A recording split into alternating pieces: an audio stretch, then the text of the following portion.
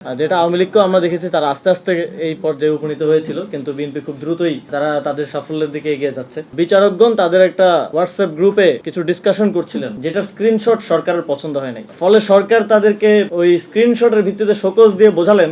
তো আমি আমাদের মাননীয় প্রধানমন্ত্রীকে প্রশ্ন করতে চাই যে আপনার বিরুদ্ধে যদি কিছু লেখা না যায় তাহলে আপনি সংসদে দাঁড়িয়ে এটা বলে দেন যে আমার বিরুদ্ধে কিছু লেখা যাবে না, লিখলে গ্রেফতার করা হবে। আসসালামু আলাইকুম।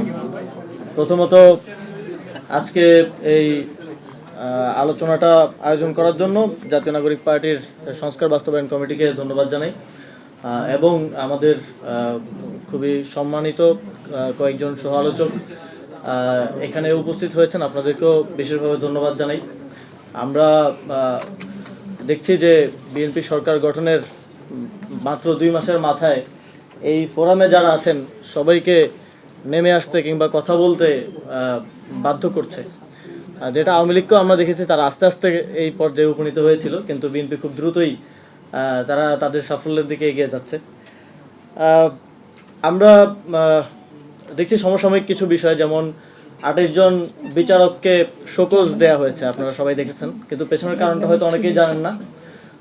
বিচারকগণ তাদের একটা হোয়াটসঅ্যাপ গ্রুপে কিছু ডিসকাশন করছিলেন, যেটার স্ক্রিনশট সরকারের পছন্দ হয় নাই। ফলে সরকার তাদেরকে ওই স্ক্রিনশটের ভিত্তিতে শোকজ দিয়ে বোঝালেন যে রায় তো আমাদের পছন্দের বাইরে দিতেই পারবেন না, আপনারা নিজেদের মধ্যে কোনো আলোচনা বা টেক্সটিংও করতে পারবেন না, সরকারের যেটা পছন্দ হবে না। তো এটা একটা ইন্ডিকেশন যে আগামীতে বাংলাদেশের বিচার বিভাগ কিভাবে চলতে যাচ্ছে।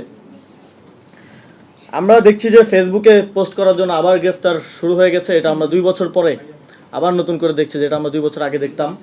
আমাদের জাতীয় নাগরিক পার্টিরও একজন অঙ্গ সংগঠনের একজন শাখার যুগ্ম সদস্য সচিবকে গ্রেফতার করা হয়েছে, এবং বেশিরভাগ ঘটনাই ঘটছে প্রধানমন্ত্রীকে নিয়ে লেখালেখি করার ফলে।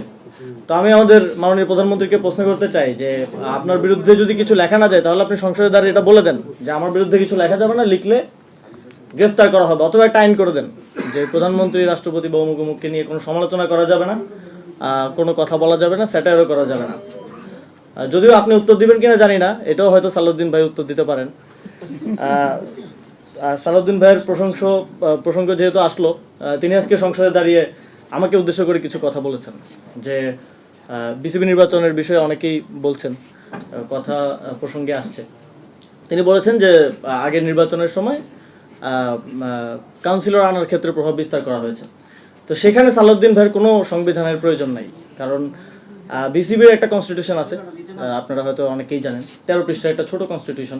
সালাউদ্দিন ভাই যদি বাংলাদেশের সংবিধানের পাশাপাশি সেটাও একটু পড়তেন তাহলে বুঝতে পারতেন যে আমরা কাউন্সিলরগুলো তখন আনা হয়েছিল সংবিধান অনুযায়ী যেই ক্রীড়া সংস্থার কমিটি হয় সেখান থেকে, কিন্তু তারা চেয়েছিল তাদের যে ছেলেরা এখন বিসিবিতে বসেছেন তাদের নামগুলো পাঠানো হোক, যাদের স্পোর্টসের সাথে কোনো সম্পর্ক নাই, সংবিধান অনুযায়ী তাদের সেখানে আসার কোনো এখতিয়ার বা তাদেরকে নাম পাঠানোর কোনো এখতিয়ার আসলে ডিসিদের ছিল না।